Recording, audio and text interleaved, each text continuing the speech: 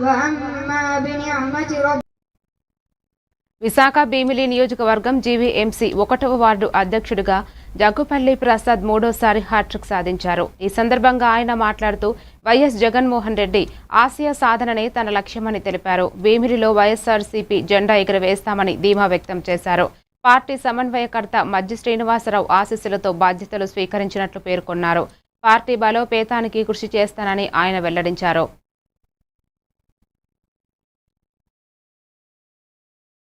ప్రక్రియలో భాగంగా